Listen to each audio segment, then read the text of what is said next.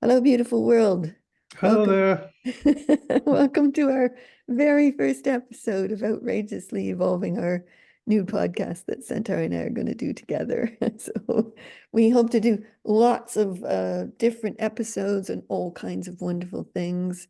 But we thought we'd start this first one by talking about in the 28 years that we've known each other, how we've been what I call quantumly evolving. You could call it a whole variety of things. So you were just about to say, Santari, when we were talking just before about how you view that. Do you want to say something about that? Yes, what I was considering is how do we define what it is that we're talking about, the idea of evolution? And I don't have a straight line. This is who we've been, and this is who we now are, and try to extend that into the future as who we might become, in the next 5, 10, 15, however many years. It's almost like we've been through an incredible series of events, and those events haven't been predetermined. They've been spontaneous. Yes. They've required us to reformulate and rethink who we are in this great scheme of things. Yeah. And therefore, we always seem to be asking questions and dealing with concepts and ideas that perhaps other people don't give any thoughts to at all Yeah. if they consider, what is the nature of humanity and what is the future of our species. Yeah. So these series of conversations, I think, might help people to get a better idea about the basic fundamentals of existence and life on this planet. Yeah. And I think what you said about how it happens spontaneously, we've also been sourcing and co-sourcing with other people. um, these quantum leaps in how we show up as embodied greater beings, as using an infinite intelligence, as flowing genius, as having superpowers. You and I co-wrote the book, Becoming Superhumans, a couple of years ago, I think it's been now. And there's so many facets to this that I thought we'd take this episode and talk about some of those because for myself, to have gone from 1995 until the present, I mean, pre-1995, I was a pretty normal human being. And I would say today, Really?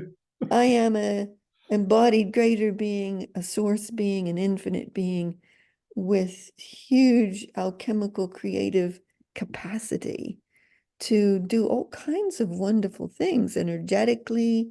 You and I have, between us, have written over 20 books, and we flow genius in a super connective way that's not just, I don't think, our own unique genius, but it's combined with the forces, the genius flow of the universe, of that which is waiting to be brought through.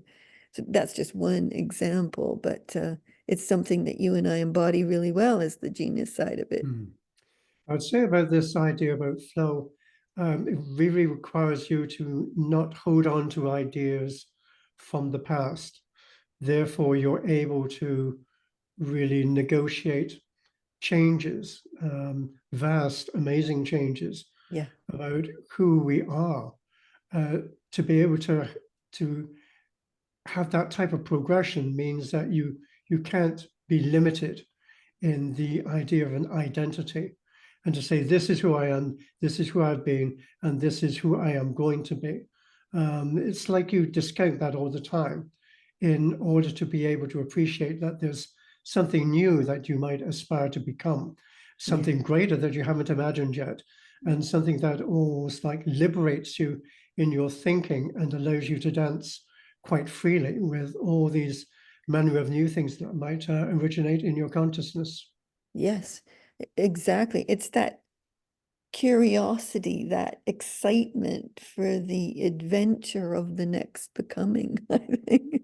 And you mentioned surrender, and I think that's been an important part of it for me, and I think for both of us, is the surrender of who we've known ourselves to be, to move beyond identity and just kind of let it go and just understand that we can become, we can create ourselves as anything we want to become. And I think the idea that there isn't a predestination is quite important as well, Yeah, because that means you don't have to live up to something which somebody else has said is important. You determine for yourself what the agency is going to be, that you are a free agent, that really you have the ability to be able to think beyond your wildest dreams, whatever they might be, and yeah, to consider that the world, the universe, all the things that we've led to believe cannot be contained by our language, that we're always looking for and identifying something which is beyond those borders of our imagination, and something which seems sometimes to call to us and says, have you considered this? And then it allows you to really be quite wildly imaginative again and again and again. yeah, Almost like you have to be refreshing and be new and be spontaneous, because that's almost like what the spirit of the adventure requires from you. yeah. Beautifully said, the spirit of the adventure. And that is what it's like for me. And it's not like I consciously say, oh, I think I'll become this next. It's more like a calling comes to me, and that calling propels me into an exploration. And that exploration takes me into a next new becoming. And I think that there is in the great beyond, the universe, infinite source, whatever terms people want to use about it. I think that there is a version of life, all life, that's waiting to be actualized. And part of our journey into outrageously evolving is that I think we've become partners to whatever that force is, whatever that dream of us all is, whatever that calling is. And it propels us into an exploration and a creation. So, like I said, it's not like I decide I want to become this. It's more like a lightning bolt hits me of possibility. And then I'm drawn into the game of creating something new that I might not even know what it's going to look like yet. It's really good to have something which is unidentifiable. That is, we're not talking about this in terms of God or source or creator or any of the other words that might be used to perhaps say that there is something beyond us. Um, we, I think, have, you might say, evolved this idea and concept that we are our own originators, Yeah, our originators of our own thinking, but we're not somehow limited by the thoughts that we might come up with. They're always like freely expanding and allow us to be beyond, if you like, whatever this world might offer to us, yeah, that we are like creating something all the time which is beyond what the world offers, beyond what the universe might suggest to us, beyond what we might consider creation to be. There's yeah, always like this sense of you haven't arrived at any destination and there will never be a destination, because you will be continually liberating yourself from any such idea and concept. Uh, and that it is very important to be able to be so almost like in a pure state of wildly wondering whatever it can be next, that you find that again you're very limited by the language. You almost like feel that something wants to burst from you, yeah, but you can't put it into words sufficiently big enough to be able to speak what the power might be. But there, yeah, you know that there is something there. Something resides in you that is so powerful that you have to give it the greatest freedom that you can in order to be able to live in the most majestic and amazing way possible. And I think that perhaps is the starting point for these series of conversations. beautiful. Yes. And for me, one of the beautifully said, Centauri, thanks. For me, one of the key things that I think we've done is to embody a greater sense of ourselves. Some people call it the greater being, the infinite being, the inner mastery, the power, the genius, the flows of the forces of the universe. We've moved from a brain-focused, memory-centric intelligence to something that is more infinite and creative and questing in nature. Like you said, we're always looking for the next beyond. So we're not contained inside any particular sets of beliefs or consciousness. We are constantly questing for the next breakthrough, the next new, the next exciting possibility for life on Earth and beyond, I would say. And I would also say, in addition to embodying all of that and living it, we've moved from operating in a reality in which life happens to you to a reality in which we live in a synergistic, quite magical reality in which all of life is communing with us, is partnering with us, is creating opportunities and abundance and newness, I guess I would say.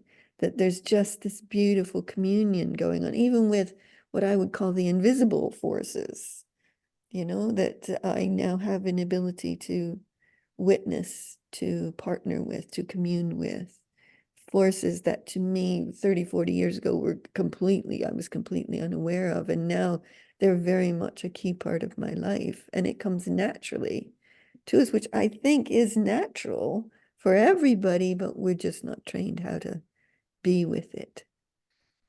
Well, to take that point a little bit further, it's not that there is a them and an us, it's that we're all of it. So if Right. you say something like the infinite intelligence of the universe, then you're not talking about it as a concept, something which you would perhaps reach to and want to engage with, Yeah. but you have to understand that you are that infinite intelligence. That not only is it speaking inside every cell of the body, but it is also like vibrating the air around you, that Yes. you would find it very difficult to disassociate yourself from it and speak about it at a distance because you're so embedded as it anyway. Yes. And that has been part of the journey. So we've gone from, well, I did anyways, human being to greater being to infinite being to universe to all life to all just to the sourcing of life. I like your term originators, and I use the term creators. So yes, it's been an exciting period for us, I think, in the last 28 years that we've been together, as we've been exploring and creating and co-sourcing with others these beautiful breakthroughs in thinking and possibility and innovation and um, creation itself. It's been really exciting to be able to do that together. So I think this is where we come to, we're extending an invitation to anybody who's listening to this podcast and who want to be part of the podcast with us, that you engage in the whole of it rather than just listening to it as someone who's observing what it is that we're doing. You always have to be part of everything that we're talking about and take it on board that you are the amazing, infinite, expanding universe. You are the infinite intelligence. You are whatever it is that we might talk about, Yeah. that it is you and you Yes. are it. And that together you fashion a new understanding of the cosmology and of life itself, Oh, whatever that might be. beautifully put. So in future episodes, we're going to talk more about that. We're going to talk about the move to what I call infinite intelligence or source intelligence. We're going to talk about alchemy, going to talk about energetic mastery and power, going from transformation to transcendence, how you live it, how you source physicality. And there's so many topics we're going to talk about coming up. I think episode 2, I'd love it to be on genius and genius flow. Does that sound good to you? Yes, absolutely. And of course, everybody else can say what it is that they'd like us to expand upon and talk about. Yeah, brilliant. Okay, well, thanks for watching, everybody. And we'll be putting this up on Facebook, YouTube, the Patreon account, and on Spotify as well. So you can look for us in those places. Thanks for watching. We Bye. are infinite.